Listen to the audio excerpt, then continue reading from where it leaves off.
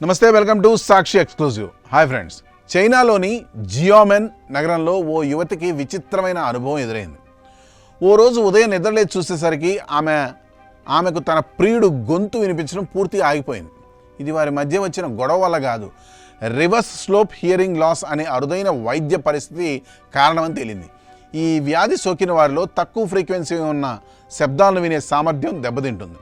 సాధారణంగా మగవారి గొంతు తక్కువ ఫ్రీక్వెన్సీ పరిధిలోనే ఉండడంతో ఆమెకు ఆ స్వరం వినిపించకుండా పోయింది. అయితే ఎక్కువ ఫ్రీక్వెన్సీ ఉన్న శబ్దాలు అంటే మహిళల గొంతులు వంటివి మాత్రం ఆమె స్పష్టంగానే వినగలుగుతోంది. ఫోర్బ్స్ కథనం ప్రకారం ఈ వ్యాధికి ఆ పేరు రావడం వెనక కూడా ఒక ప్రత్యేకత ఉంది. చెవుల వినికిడి శక్తిని పరీక్షించేటప్పుడు వైద్యులు ఆడియోగ్రామ్ అనే చార్ట్ను ఉపయోగిస్తారు. సాధారణ వినికిడి లోపంలో ఈ చార్ట్లోని గీత కిందకి వాలుగా ఉంటుంది. ఇది ఎక్కువ ఫ్రీక్వెన్సీ శబ్దాలను కోల్పోవడాన్ని సూచిస్తుంది. కానీ ఈ వ్యాధిలో ఆ గీత వ్యతిరేక దిశలో అంటే పైకి వాలుగా నమోదవుతుంది. అందుకే దీనిని రివర్స్ స్లోప్ హియరింగ్ లాస్ అని పిలుస్తారు. ఈ సమస్య కేవలం మగవారి గొంతుకే పరిమితం కాదు, లోతైన స్వరంతో మాట్లాడే మహిళల గొంతులు కూడా వినిపించకపోవచ్చు.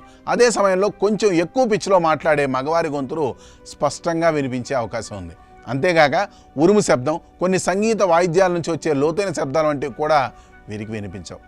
ఈ వ్యాధిని గుర్తించడం చాలా కష్టమని నిపుణులు చెబుతున్నారు. ఎందుకంటే సాధారణంగా కీచుమని వినిపించే పదునైన శబ్దాలు వినపడకపోతే ప్రజలు వెంటనే గుర్తిస్తారు.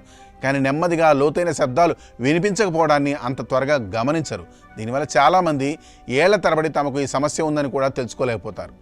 మేనియర్స్ వ్యాధి, వైరల్ ఇన్ఫెక్షన్లు, కిడ్నీ వైఫల్యం, మెదడు చుట్టూ ఒత్తిడిలో మార్పులు వంటివి ఈ పరిస్థితికి దారితీయవచ్చని వైద్యులు తెలిపారు. ఒకవేళ వినికిడి శక్తి శాశ్వతంగా దెబ్బతింటే హియరింగ్ ఎయిడ్స్ వాడడం ద్వారా ఉపశమనం కలగొచ్చు. ఇక ఆ మహిళ ప్రియుడి విషయంలో ఇది వ్యక్తిగతంగా తీసుకోవాల్సిన అవసరం లేదని వైద్యులు సరదాగా చెప్పినట్టు ఫోర్బ్స్ తన కథనంలో పేర్కొంది.